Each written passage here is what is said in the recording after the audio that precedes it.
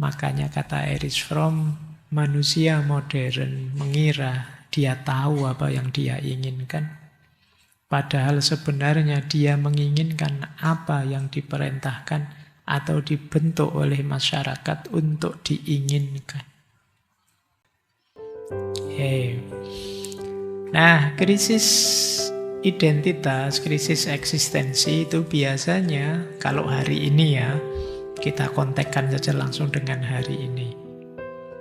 Lahir karena yang pertama, kalian mulai tidak puas dengan kenyataan lokal, sementara kalian diserbu oleh fenomena global.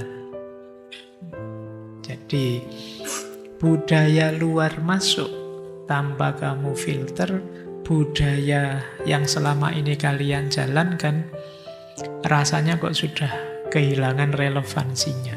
Ini krisis kalian. Lewat medsos hari ini, lewat media hari ini, kalian kan kenal budaya dari mana-mana. Dan itu tidak sadar pelan-pelan menggeser budayamu sendiri. Jadi kalian masih menganggap, iya sih saya orang Jawa, iya sih saya seorang Muslim, iya sih saya orang Timur, masih sih nganggap itu. Tapi kalian merasa, tapi saya tidak sejawa itu sih. Saya juga tidak se-Islami itu, saya juga tidak setimur itu. Kamu goncang, disebut Barat ya tidak, disebut Timur ya ragu-ragu. Ini awalnya goncang. Orang menyebutnya kamu teralienasi, kamu asing membaca dirimu sendiri. Aku itu jane opo to ya? Barat nggak barat, timur nggak timur. Jadi disebut religius ya enggak apa, orang kayak saya masuk religius. Disebut setia dengan budaya ya enggak, ngomong Jawa ya paten pecotot berlepotan, enggak iso Pak saya budaya. Aslinya saya juga enggak bisa. Tapi disebut Barat ya kok ya enggak pantas. Profilmu, kemudian posturmu, kemudian enggak pantas. Barat enggak masuk, Timur sudah mulai luntur, kemudian nilai-nilai termasuk agama kamu juga kurang komitmen, goncang kemudian. Kamu mau jadi kayak gimana? Kenapa? Ya karena orang itu dia bisa bertindak dengan tepat kan kalau dia sadar statusnya, identitasnya. Tapi kalau dia bingung gimana dia bisa bertindak? Kalian mantep ke sini, kemudian tiba-tiba masuk langsung duduk ambil tempat, bisa menikmati suasana karena kamu tahu kamu di sini posisimu apa, peranmu apa. Saya ya langsung masuk sini, langsung duduk di sini. Saya tidak pakai mikir ini saya di mana ya enaknya. Kita tidak pakai gitu, langsung duduk di sini. Kenapa? Saya tahu identitas saya di sini apa, posisi saya di mana, peran yang harus saya mainkan apa. Tapi begitu kalian kebingungan, puyeng sudah. Kan sering orang saya kapan itu diajak diskusi dengan pertanyaan yang menunjukkan orang kebingungan identitasnya. Pak, kita itu Indonesia yang Muslim atau Muslim yang Indonesia? Kita itu orang Indonesia yang kebetulan Muslim atau seorang Muslim yang kebetulan Indonesia? Itu pertanyaan yang membingungkan, menunjukkan sedang krisis identitas. Setidaknya di situ kita sedang bingung tentang siapa kita. Nah, itu kalau ketemu Sokrates mesti ditanya lagi. Ya kan, sampai kamu ketemu jawabannya itu, yang kamu maksud Indonesia yang Muslim itu gimana? Muslim yang Indonesia gimana? Itu hubungannya primer sekunder, apa tesis antitesis, apa ayo, nah. Oke, ketemu filsafat tambah ruwet akhirnya. Tambah tidak ketemu lagi. Tapi ini memang situasi dominasi budaya global dan hilangnya lokalitas jadi akar krisis identitas. Banyak orang kehilangan sense of belonging terhadap tradisinya, bangsanya, agamanya. Ya seperti tadi, kita disebut Jawa juga tidak yakin, disebut Muslim juga mungkin merasa tidak sereligius itu. Disebut orang Timur juga, kita juga tidak paham Timur itu gimana. Disebut Barat kita ragu-ragu, serba ngambang. Yang kedua, akar masalah krisis identitas hari ini banyak dipengaruhi juga oleh budaya pencitraan yang hari ini laris sekali. Jadi media sosial menuntut kita untuk membangun citra. Ya manusiawi sih, orang itu ingin dikenal sebagai dia yang ideal, dia yang baik.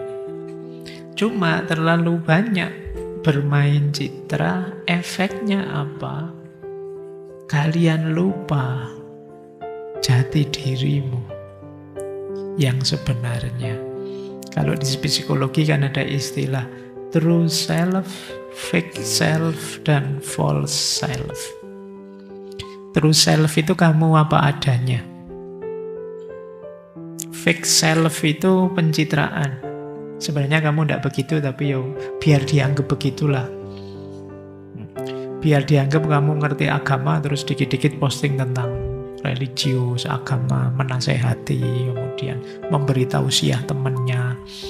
Nanti temannya posting apa, terus kamu komentar, "Mbok yo inget Allah, kita hidup ini ya." Ya, nah itu padahal kamu aslinya sembahyang wae sehari 5 kali bolong-bolong nasihati temenmu ingat Allah. Tujuanmu apa? Mencitrakan dirimu biar orang nganggap kamu, teman saya yang satu ini soleh banget misalnya. Ini namanya fake self. Kamu sedang memalsu dirimu. Ini juga melahirkan krisis. Ada false self. False self itu diri yang salah. Misalnya kamu tidak ingin begitu sih, tapi lingkunganmu, masyarakatmu, orang tuamu menyuruhmu begitu. Itu namanya false self. Kayak kalian, sebenarnya saya tidak minat kuliah jurusan filsafat, tapi bapak saya senang ngaji filsafat, terus saya dipaksa kuliah filsafat.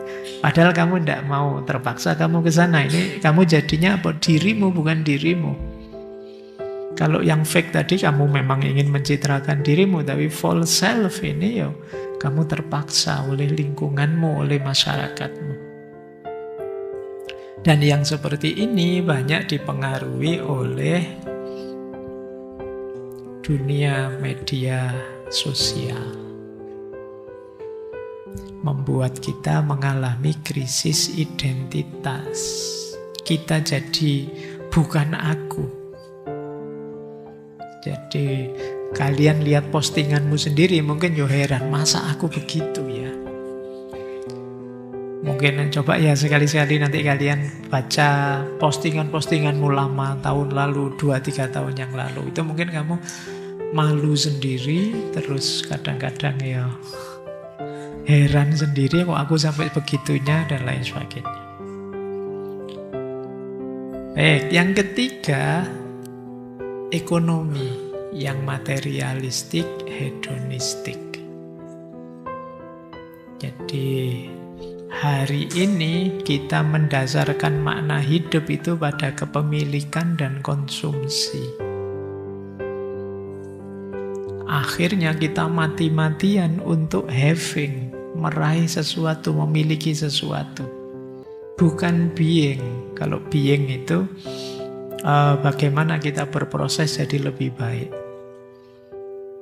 Tapi kita lebih fokus memiliki lebih banyak. Nah, situasi ekonomi yang materialistik, hedonistik ini tentu saja terus melahirkan pertanyaan, ini semua buat apa sih? Jadi membuatmu asing juga tentang dirimu, tentang kehidupanmu. Aku kok seserakah itu? Aku kok seabsurd itu? Apa sih gunanya aku gonta-ganti HP tiap tahun itu misalnya? Kok ya tiap ada yang versi baru terus pingin dapat lagi. Jadi ini kesadaran tentang hidupmu yang selama ini banyak terpengaruh oleh mentalitas sekitarmu yang sekedar having, kalau bahasa filsafatnya ya, bukan being. Kita merasa berharga kalau memiliki, terus kita mati-matian ingin punya segala sesuatu. Begitu kita punya terus bingung, terus mau apa? Mati-matian pengen punya rumah, begitu punya rumah sudah tidak ada rasanya. Pengen punya mobil, punya sih mobil, dibeliin bapak sih motor, begitu punya motor rasanya hilang. Kenapa ya? Kita kemarin tidak dalam berpikirnya, apa sih makna ini semua. Kemudian tentu saja di antara akar krisis itu hilangnya orientasi spiritual. Kita mengalami spiritual vacuum. Kita hampa spiritual, hampa rohani kita. Kalau kita ngomong Tuhan, terus orang kritik kita, alah dikit-dikit Tuhan, dikit-dikit agama. Terus kita pelan-pelan jauh dari ranah spiritual. Seolah-olah kalau kita mengaitkan hidup kita itu dengan yang transenden, yang spiritual, terus rasanya kita ini kurang modern. Rasanya kita ini modern itu kan berpikir rasional, Pak. Ngapain dikit-dikit Tuhan, dikit-dikit agama. Kita tidak sadar bahwa ada sisi spiritual dalam diri kita. Pada akhirnya justru kita jadi terasing dengan diri kita sendiri. Kita justru merasa hampa, ada yang hilang. Dan itu banyak dialami oleh Barat awal modern. Yang nanti peradabannya antara lain dicirikan dengan orientasi sekuler. Jadi ini juga membuat kita mengalami krisis identitas, krisis eksistensial. Kita lanjutkan. Terus, apalagi hari ini, ini kalian tiap hari membahas ini kan AI. Terus nasibnya manusia gimana? Kalau di mana-mana AI. Teknologi dan kecerdasan buatan yang menggeser manusia. Ini kalau teman-teman ingat dulu ya, kita pernah membahas, mungkin dicek ya, kita pernah membahas Donna Haraway yang bilang bahwa manusia itu seperti cyborg. Di bukunya beliau melihat begini, bahwa manusia itu pelan-pelan mulai sadar ternyata manusia itu tidak sepenting itu di muka bumi ini. Apalagi sekarang ada AI ya. Coba ya, kata Haraway dulu. Diawali dari Kopernikus. Ketika Kopernikus bilang bahwa pusatnya alam semesta ternyata bukan bumi tapi matahari. Jadi bukan matahari mengelilingi bumi, tapi ternyata bumi yang mengelilingi matahari. Itu kan zaman dulu orang bangga bahwa wah, planet-planet memutari bumi. Tapi begitu Kopernikus datang, ternyata enggak kita itu bareng planet-planet yang lain mengitari matahari. Nanti matahari juga mungkin ada orbitnya sendiri. Ternyata kita tidak sepenting itu.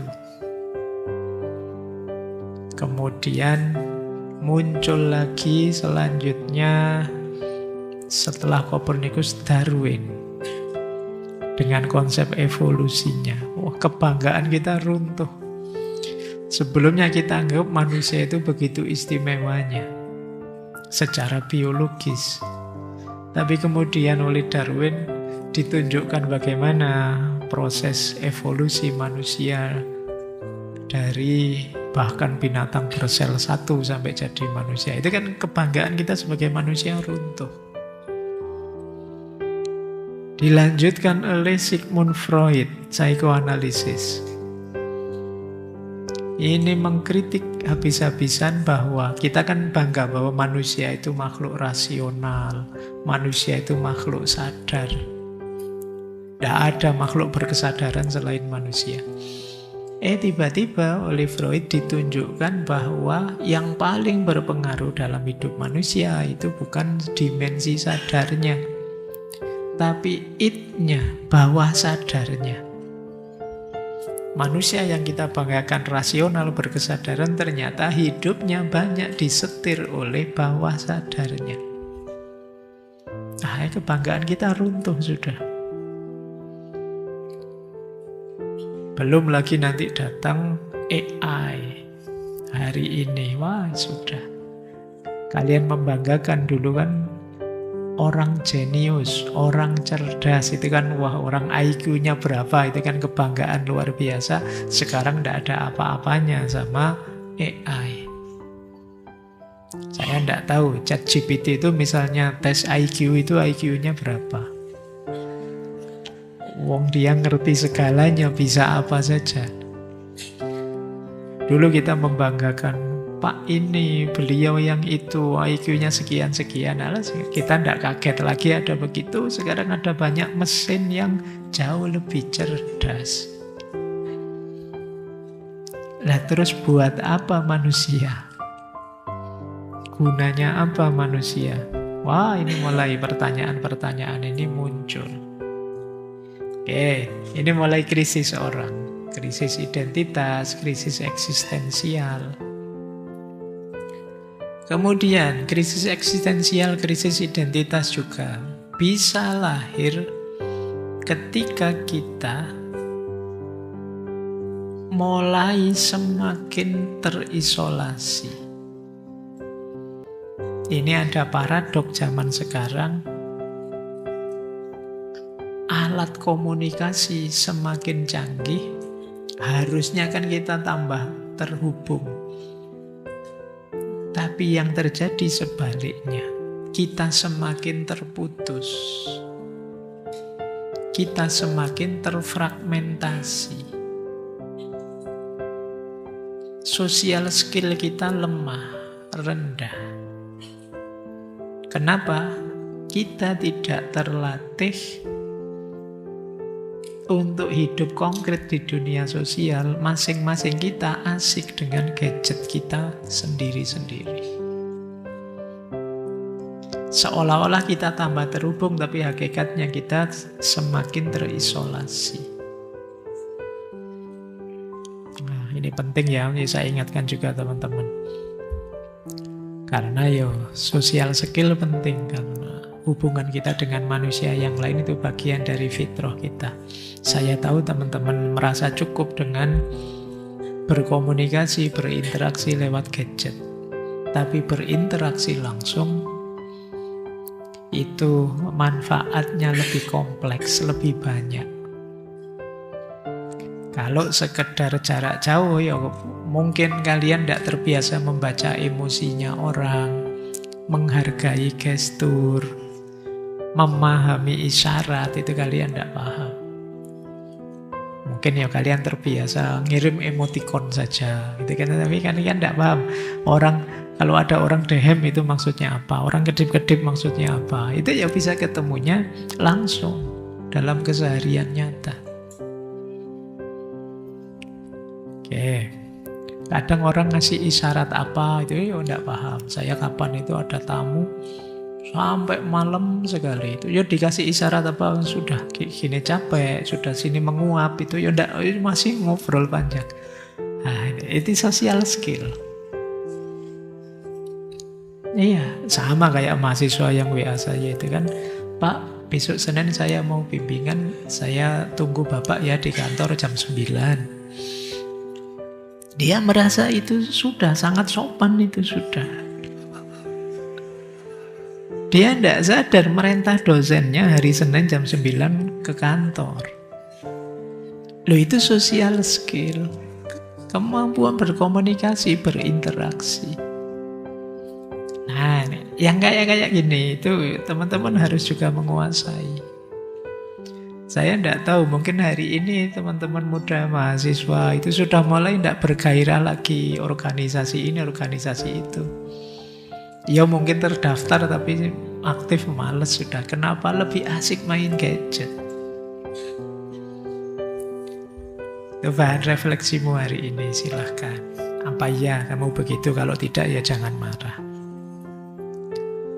Tapi ini fenomena banyak di mana-mana. Kalian kesepian secara eksistensial. Ya, apalagi zaman seperti sekarang sudah. Saya khawatirnya lama-lama mindsetmu sepenuhnya mindset algoritmanya media sosial. Yang ingin to the point, serba cepat, serba dan lain sebagainya. Saya membayangkan kamu nanti kalau punya anak, ndak telaten. Kalau pas anakmu baru belajar ngomong, terus ngomongnya banyak. Alah sudahlah nak, to the point saja, ndak usah.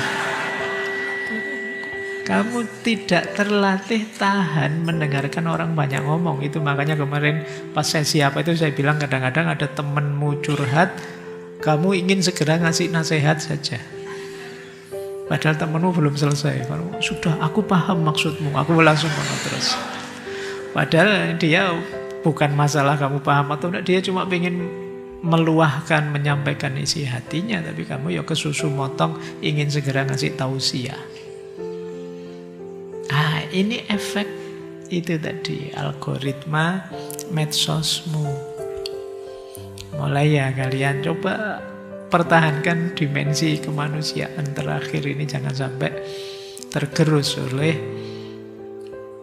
medsos, tergerus oleh dunia digital. Saya lanjutkan. Relativisme nilai dan kebingungan moral. Ini juga sering jadi masalah krisis eksistensial, krisis identitas. Begitu nilai-nilai krisis, kita bingung ini benar apa salah. Kata orang-orang ya bisa macam-macam, tergantung saja sifatnya. Itu kita kebingungan. Ini boleh, itu juga boleh, itu juga boleh. Semuanya boleh kok, tergantung konteksnya. Hari ini kan banyak begitu. Tapi hati-hati, efeknya kadang-kadang membuat kita kebingungan memutuskan. Terjadi krisis eksistensial. Apalagi tekanan hidup, kecepatan, kompetisi, ketidakpastian. Kita lelah. Dulu waktu di Biang Julhan ya, kita mengalami eksistensial fatigue. Kita mengalami kelelahan eksistensial hari ini. Capek ternyata jadi manusia itu. Oke ya, ini akar-akarnya. Makanya kata Erich Fromm, manusia modern mengira dia tahu apa yang dia inginkan. Padahal sebenarnya dia menginginkan apa yang diperintahkan atau dibentuk oleh masyarakat untuk diinginkan. Keinginanmu mungkin bukan keinginanmu, tapi keinginan masyarakatmu. Tapi keinginan produsen-produsen yang memproduksi barang yang kamu konsumsi. Tapi keinginan studio-studio yang memproduksi acara yang kamu lihat. Jadi sebenarnya bukan keinginanmu. Lah keinginanmu yang mana? Kamu tidak pernah memikirkannya. Sehingga kamu merasa terasing dari dirimu sendiri.